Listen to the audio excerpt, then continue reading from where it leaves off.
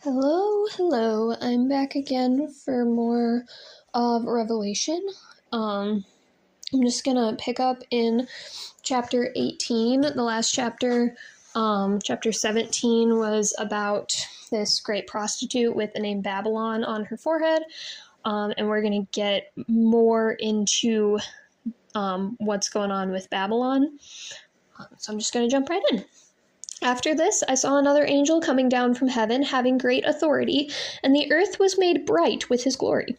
And he called out with a mighty voice, "Fallen, fallen is Babylon the Great.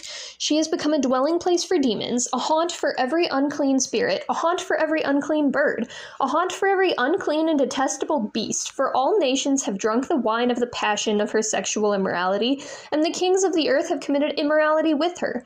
And the merchants of the earth have grown rich from the power of her luxurious living." Then I heard another voice from heaven saying, "Come out of her, my people, lest you take part in her sins, lest you share in her plagues. For her sins are heaped high as heaven, and God has remembered her iniquities. Pay her back as she herself has paid back others, and repay her double for her deeds. Mix a double portion for her in the cup she mixed. As she glorified herself and lived in luxury, so give her a like measure of torment and mourning. Since in her heart she says, 'I sit as a queen, I am no widow, and mourning I shall never see.' For this reason her plagues will come in a single day, death and mourning and famine, and she will be burned up with fire, for mighty is the Lord God who has judged her. And the kings of the earth who committed sexual immorality and lived in luxury with her will weep and wail over her when they see the smoke of her burning. They will stand far off in fear of her torment and say, 'Alas, alas, you great city, you mighty city, Babylon, for in a single hour your judgment has come.' And the merchants of the earth weep and mourn for her, since no one buys their cargo anymore, cargo of gold, silver, jewels, pearls, fine linen, purple cloth, silk, scarlet cloth, all kinds of scented wood, all kinds of articles of ivory, all kinds of articles of costly wood, bronze, iron, and marble, and cinnamon, spice, incense, myrrh, frankincense, wine, oil, fine flour, wheat, cattle, and sheep, horses and chariots, and slaves, that is, human souls. The fruit for which your soul longed has gone from you, and all your delicacies and your splendors are lost to you, never to be found again. The merchants of these wares who gained wealth from her will stand far off in fear of her torment, weeping and mourning aloud. 'Alas, alas, for the great city that was clothed in fine linen and purple and scarlet, adorned with gold, with jewels, and with pearls. For in a single hour all this wealth has been laid waste.' And all shipmasters and seafaring men, sailors, and all whose trade is on the sea, stood far off and cried out as they saw the smoke of her burning, 'What city was like the great city?' And they threw dust on their heads as they wept and mourned, crying aloud, 'Alas, alas, for the great city, where all who had ships at sea grew rich by her wealth. For in a single hour she has been laid waste. Rejoice over her, O heaven, and you saints and apostles and prophets, for God has given judgment for you against her.' Then a mighty angel took up a stone like a great millstone and threw it into the sea, saying, 'So will Babylon, the great city, be thrown down with violence and will be no more. And the sound of harpists and musicians, of flute players and trumpeters will be heard in you no more, and a craftsman of any craft will be found in you no more. And the sound of the mill will be heard in you no more. And the light of a lamp will shine in you no more, and the voice of bridegroom and bride will be heard in you no more, for your merchants were the great ones of the earth, and all nations were deceived by your sorcery. And in her was found the blood of prophets and of saints, and of all who have been slain on earth.'"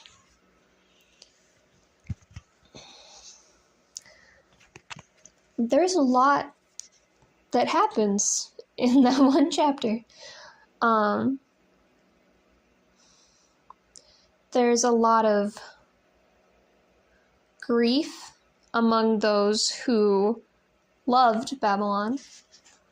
There's a lot of rejoicing for the righteous judgment that is come among those who were hurt or killed by Babylon.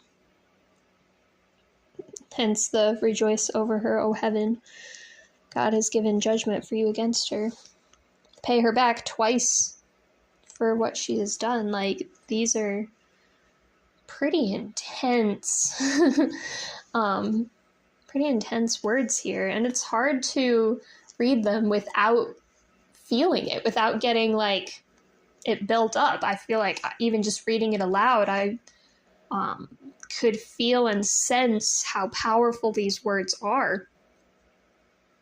And that's without even knowing where this Babylon is, or what is this great city.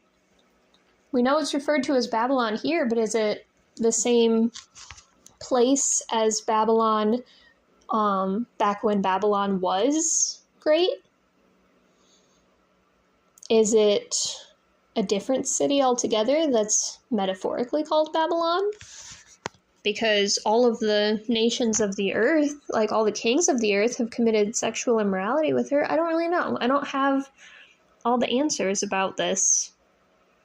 But I can tell that it's gonna be a very dramatic end for this Babylon.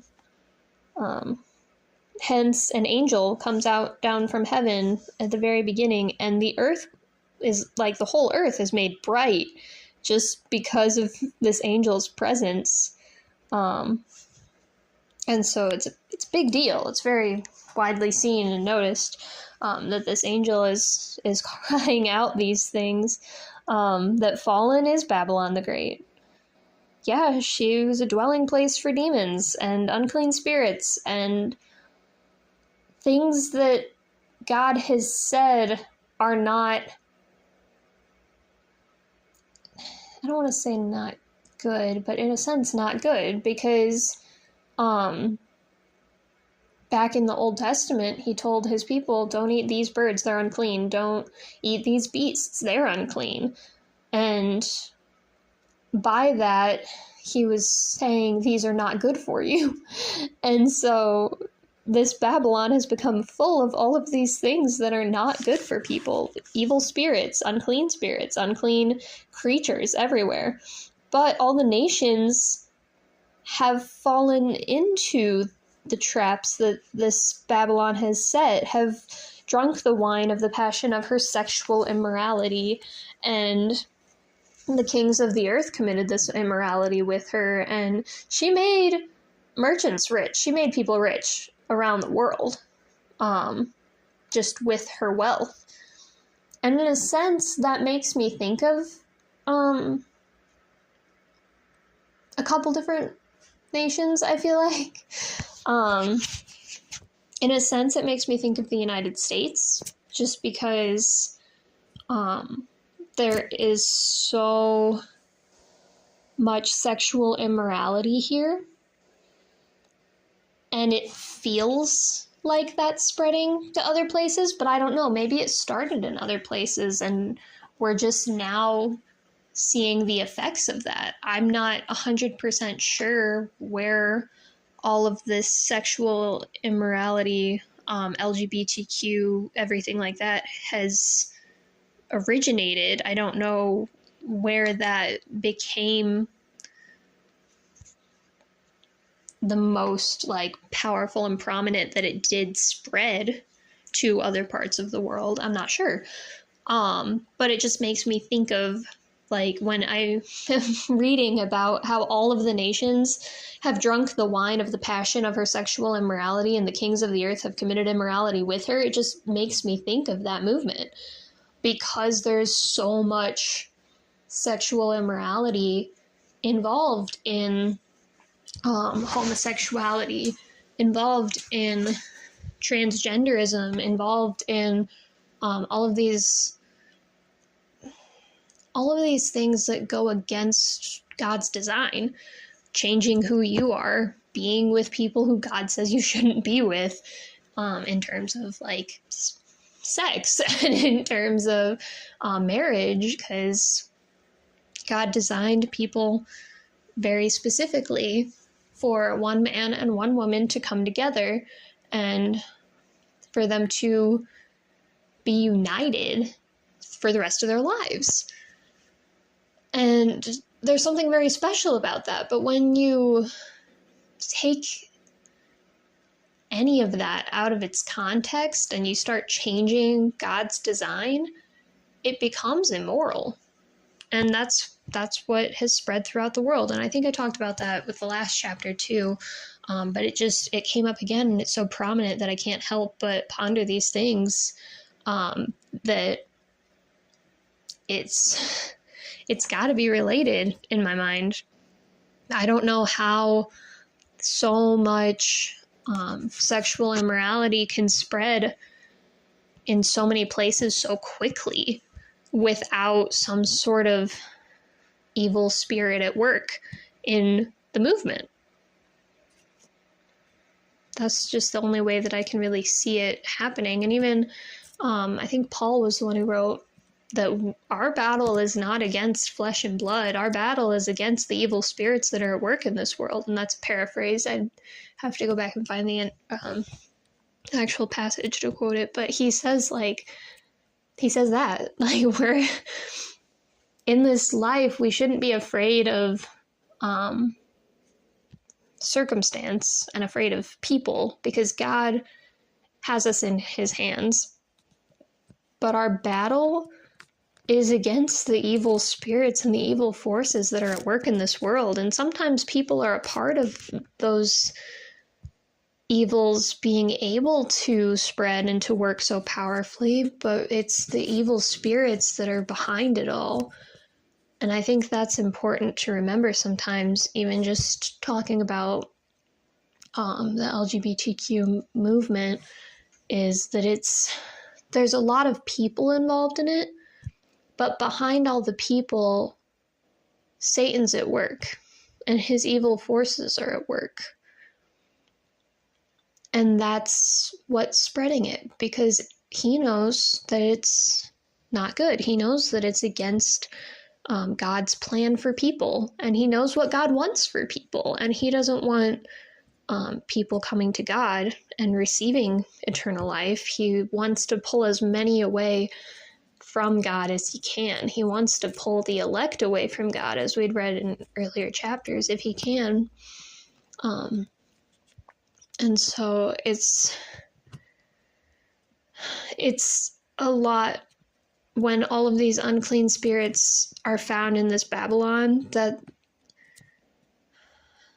I can't even wrap my mind around how much evil must be going on in this Babylon. It makes me think of in Genesis with Sodom and Gomorrah, and those cities were so full of evil that God said, I'm going to burn them with fire. I'm going to wipe them out. And he told Abraham, and Abraham was like, well, if there's even like 50 good people in those cities, will you leave the cities alone? Will you let everybody live? If there's even, and he got all the way down to 10. If there are even 10 good people that aren't living in this evil in these cities, will you spare the city? And God said, I'll spare the whole city if there are 10 righteous people who can be found in it. But there were not even 10 in these cities. And that's what I'm thinking of in terms of this Babylon that's falling. There's so much evil, there's so many unclean spirits and beasts around that I don't even know how many righteous people you can find. And I think that's why there's this call, come out of her, my people, lest you take part in her sins, first of all, and then lest you take part in her plagues, because the plagues are coming against Babylon, and Babylon is going to be judged for all of the sin that's taking place there. And so you don't want to be caught in it. Don't surround yourself with sin, because you're way more likely to stumble when you're surrounded by it. Don't constantly be like walking the line, living on the edge in terms of like, oh, I'll just be around all of these temptations, but I'm not going to take part in any of them.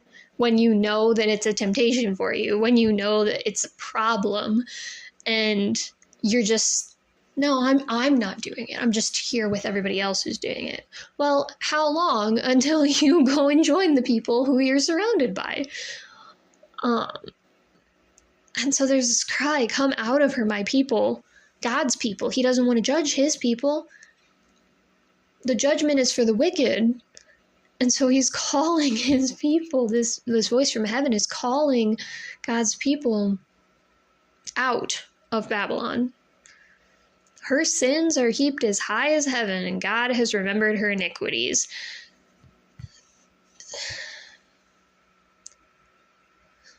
God knows everything that we've done, and he knows all our iniquities.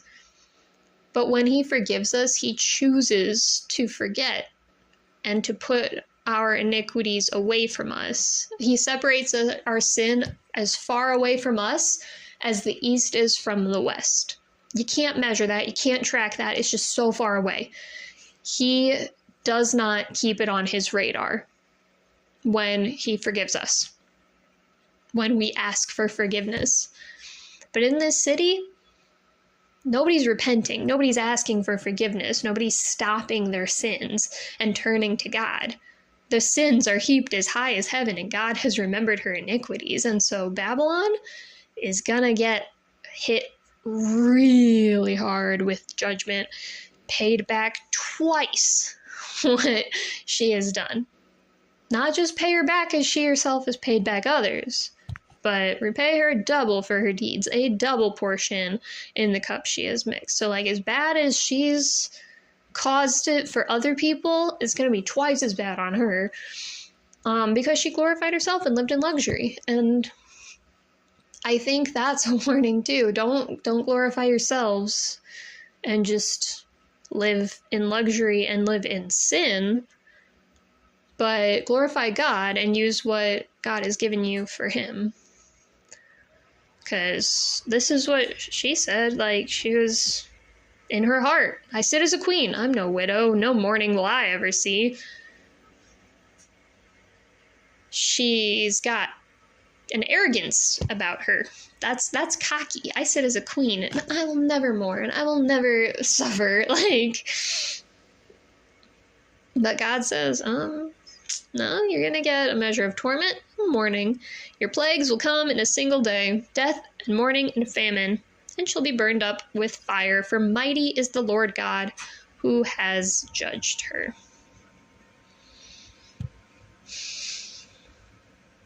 You don't want to be a part of those plagues. I've been, I started at the beginning of the year, reading through the Bible. I'm just going beginning to end again in a different translation, because I'd never read the New American Standard Bible before, and I just got to Exodus, where they're talking about the 10 plagues that happened in Egypt. I just started. I haven't gotten through them all yet, but it makes me think of that in terms of the plagues that are coming, and how there's not going to be any food, just like there wasn't food in Egypt because all the crops died and all the animals were dying. And there's going to be a lot of mourning and death, just like back in Egypt.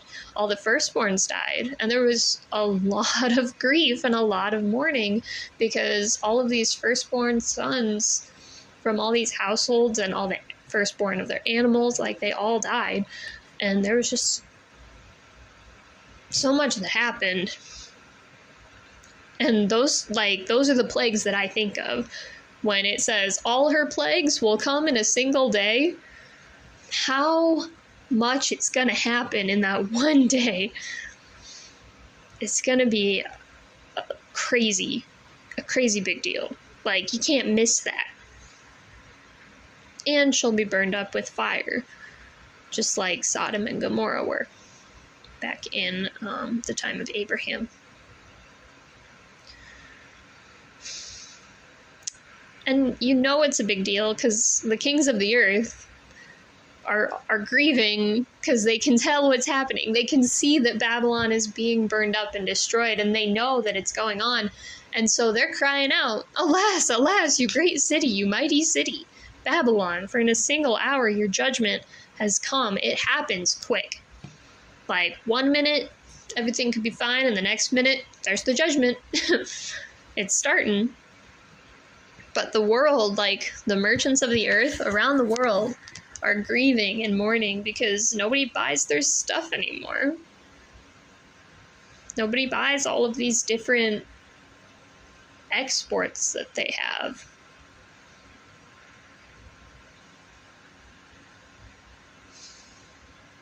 Including people. And that's the one that makes me the most sad, is that up until this point, this great Babylon bought not only all the like jewels and the gold and the like fancy stuff, and not only the like animals and the wines, but also like people, humans, slaves.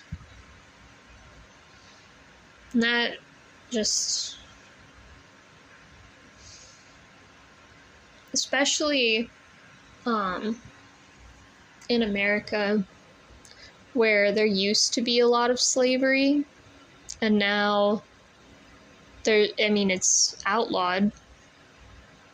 The fact that this city, Babylon, has been engaging in slavery and slave trade and like buying and selling people, and it just makes me angry to think about it, because that's not okay. Like, all people are made in God's image. All people are designed by God.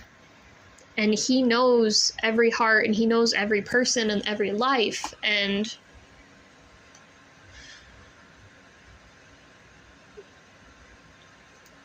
there are many, I would think, based on the fact that it's a whole export to this city. There's import. I've been using the wrong term. Sorry. Import. People are an import to the city of Babylon. And when I think about that, I'm like, no wonder they're getting judged so much.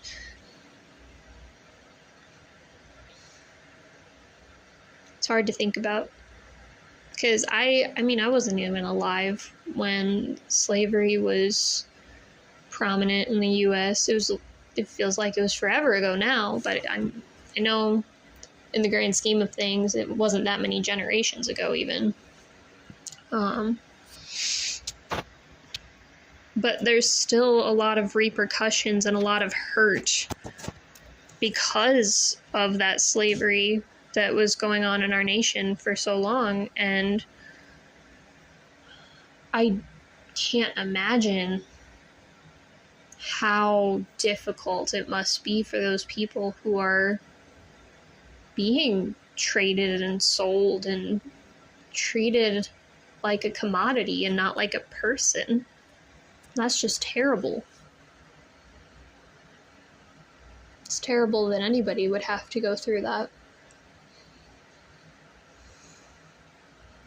And thinking about it just makes me like, there's a fire burning up in me even to be like, yes, this Babylon deserves judgment.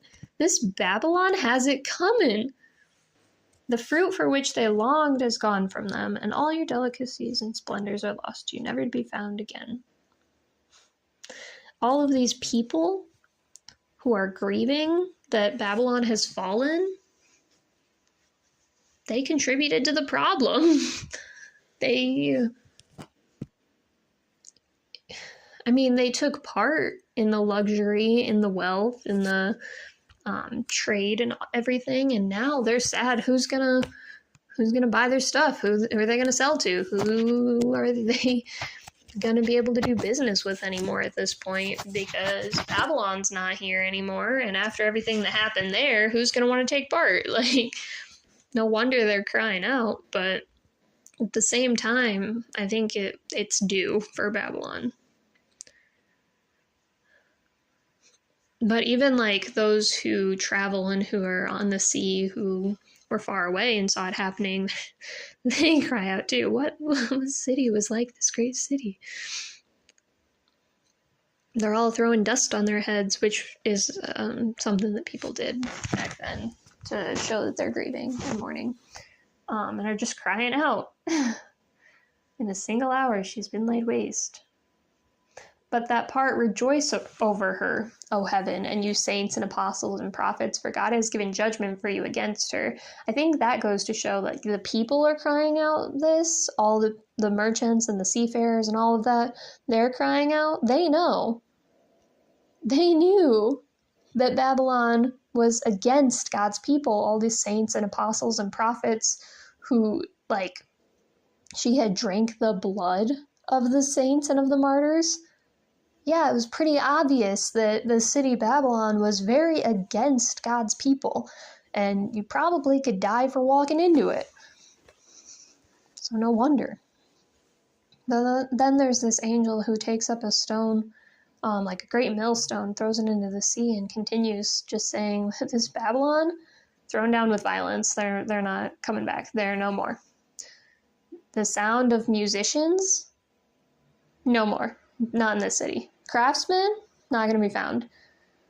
Light, joy, marriage, none of these things happening anymore. Merchants, no, they're not coming back. All the nations were deceived by her sorcery. And in her was found the blood of prophets and saints and all who have been slain on the earth. And Babylon had it coming. Don't take part in Babylon. I don't know if this is an exact location that, like, we'll be able to pinpoint and go, that's Babylon, if it'll be called by that name. I don't know if it's more of like a nation.